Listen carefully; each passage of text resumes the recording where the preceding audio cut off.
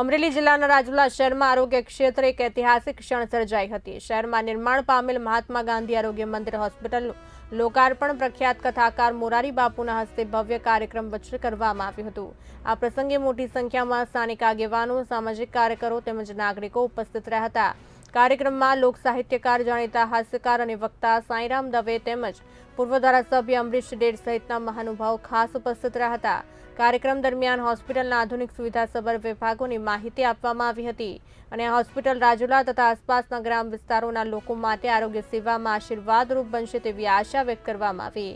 વડાપ્રધાન નરેન્દ્ર મોદીની અપીલને માન આપી મુખ્યમંત્રી હેલિપેડથી કાર્યક્રમ સ્થળ સુધી માત્ર 2 કારના કાફલા સાથે પહોંચ્યા હતા। પૂજ્ય મોરારી બાપુના આશીર્વાદ, સંકલ્પ અને કૃપાથી રાજુલાના આંગણે ઘણા સમયથી નિઃશુલ્ક આરોગ્ય મંદિર થાય એના પ્રયત્નો શરૂ હતા। એ સંદર્ભે 2019-20માં આરોગ્ય મંદિરનું ખાતમુહૂર્ત થયા બાદ આજે પૂજ્ય મોરારી બાપુના વરદ હસ્તે આજ આરોગ્ય મંદિરનું લોકાર્પણ,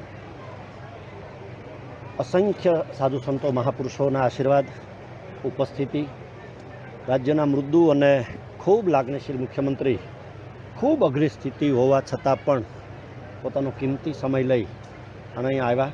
રાજ્યના આરોગ્ય મંત્રી પણ ઉપસ્થિત રહ્યા। દાતાઓ, ટ્રસ્ટીશ્રીઓ અને ચિક્કાર જનમેદની વચ્ચે આટલા ધોમધખતા તાપમાં પણ ખૂબ લોકોએ પ્રેમ અને ભાવથી આ નવા સોપાનને આવકાર્યું છે। એ ખૂબ રાજીપો છે।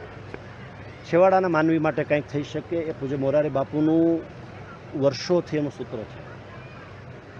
ભૂખ્યાને ભોજન નિઃશુલ્ક મળે, શિક્ષણ વાંચું વિદ્યાર્થીઓને શિક્ષણ નિઃશુલ્ક મળે અને આરોગ્યની સેવા નિઃશુલ્ક મળે, એ સૂત્રને ચરિતાર્થ કરવા માટે આજનો આ કાર્યક્રમ થયો। એમાં દાતાશ્રીઓ, પ્રેરક દાતા શ્રી આદરણીય સ્વર્ગસ્થ અનિલભાઈથી લઈ આજુબાજુની કંપનીઓથી લઈ અસંખ્ય મિત્રોએ ખૂબ યોગદાન આપ્યું છે। ત્યારે અંદાજે 22 કરોડના ખર્ચે આ આરોગ્ય મંદિરનું આજે લોકાર્પણ